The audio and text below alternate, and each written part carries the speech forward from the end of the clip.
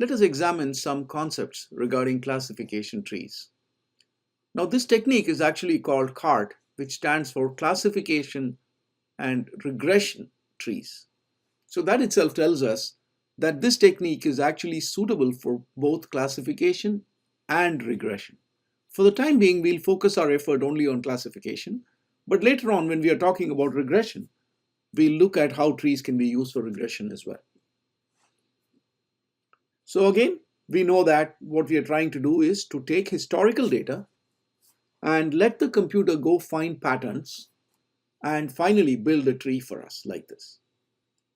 Okay, so in this particular lesson, I'll only be talking about some terminology related to trees. In this lesson, we won't be actually looking at how the computer goes and builds the tree. That's a subject matter of a future lesson. In fact, this week we will not even look at how the tree is actually built.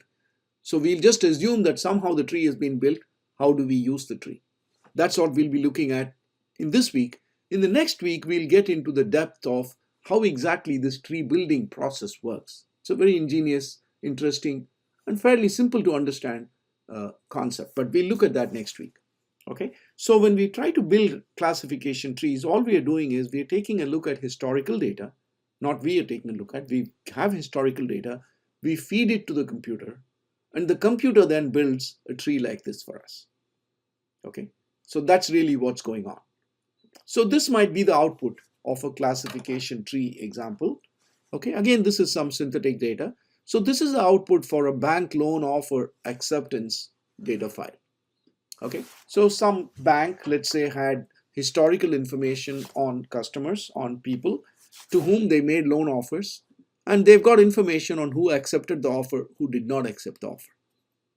Okay, so they built a model to predict the loan acceptance or not, right? That is, if I make an offer to this particular person, then will they accept my loan offer or not?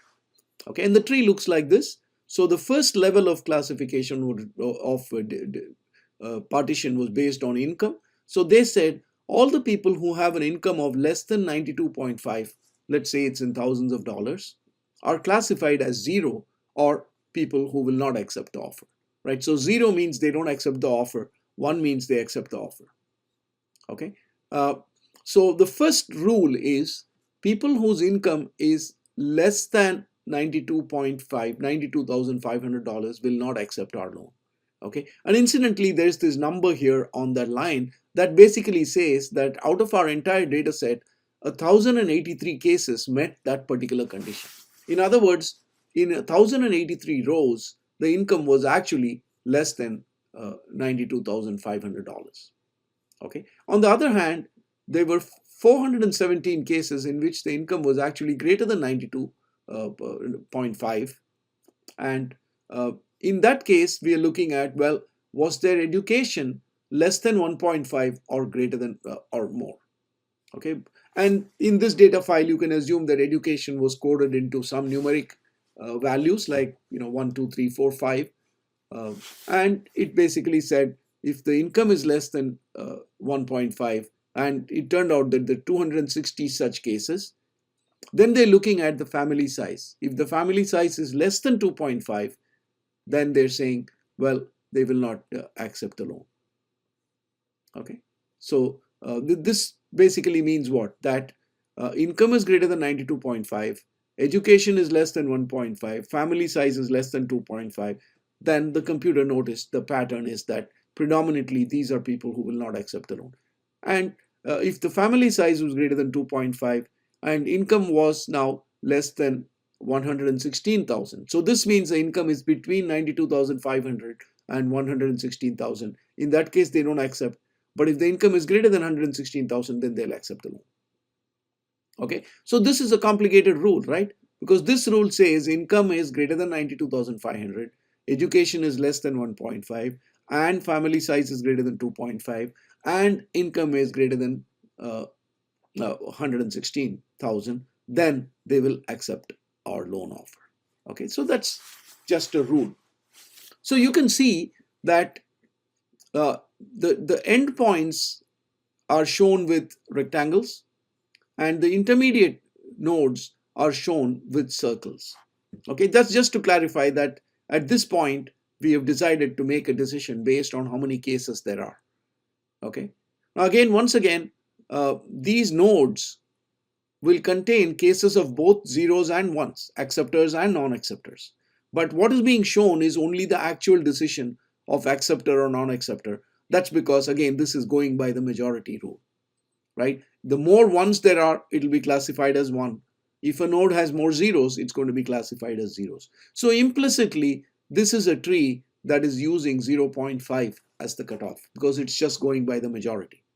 Okay. Again, it's perfectly possible for us to have the tree just giving the probabilities, and then we go through a process of determining what cutoff probability we would like to use based on our ROC analysis. You could do that, right? But here, for simplicity, I'm just showing you the tree with the decision based on the majority class, or implicitly a cutoff of 0.5.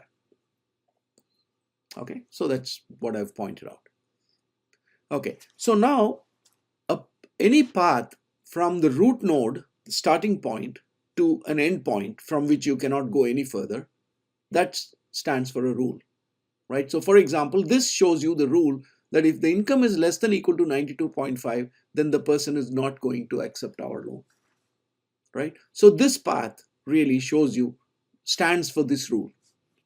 On the other hand, you consider this other path. If the income is greater than 92.5 and the education is less than equal to 1.5 and family size greater than 2.5 and income greater than 116, then acceptor. That is this whole path. Okay, so every path from the root node to an endpoint or a leaf node corresponds to a single rule.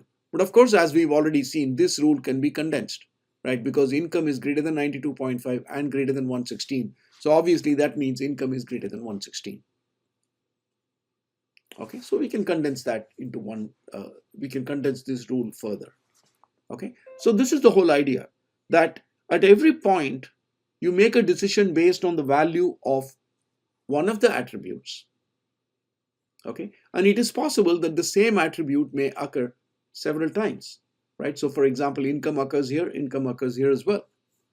Okay, but here the condition is being applied on a subset of the cases. Here the condition is being applied on the entire data set, right? So effectively there is some difference between a particular attribute when it occurs at different levels.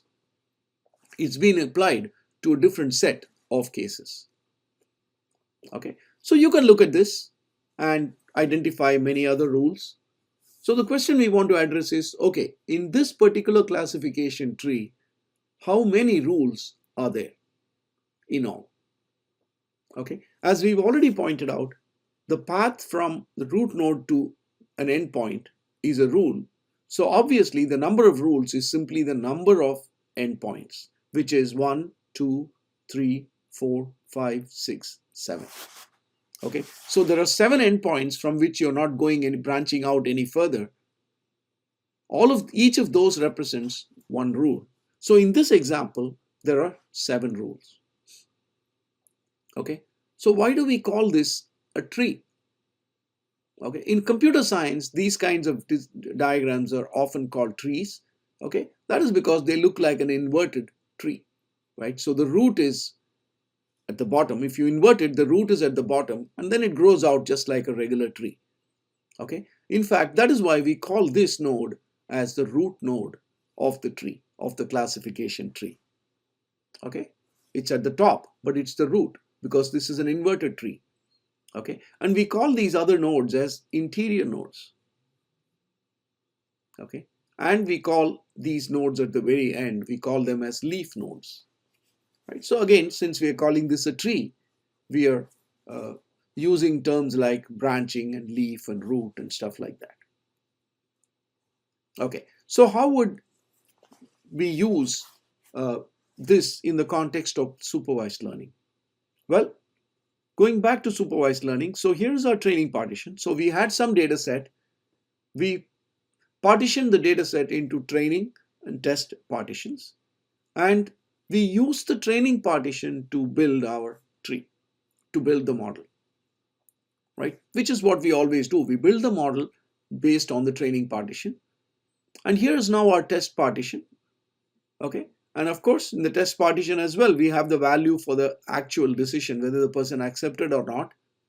But we can also apply the model and calculate the decision for each of the cases in the test partition, right? So we have the actual value, we have the predicted value, and we already know what we can do with this, right? We can calculate an error matrix and calculate all kinds of performance statistics. Okay, but of course, before we use the model to go from here to there, if the model is giving us probabilities, then we need to determine the cutoff and then come to a decision. Okay, so how good is the model? It depends on the error matrix. Classification trees are quite a good method in terms of their performance and applicability. First of all, they're simple. End users can understand them. We can look at a rule and see that the rule makes sense from a business perspective, which is not the case for some of the other kinds of models that we'll be looking at. The models are very opaque. You can't really make sense of why the model is doing what it's doing, but all you have to do is to take the model at its face value. Whereas with trees, you may not go deep into the process by which the tree is constructed, but once you see the result, you can see the logic of the rules that are generated. It's widely applicable because classification trees work with all kinds of predictor attributes, whereas some of the other methods we're going to look at later place some restrictions on the kind of attributes they will work with. So that is good. And classification trees generally perform quite well. And as we will see later, they also form the basis for another technique called random forests. We'll look at that later on. So at this point, I just want you to understand the logic of classification trees, meaning what are we trying to do? What does a model, classification tree model look like? Now you have a good understanding of that.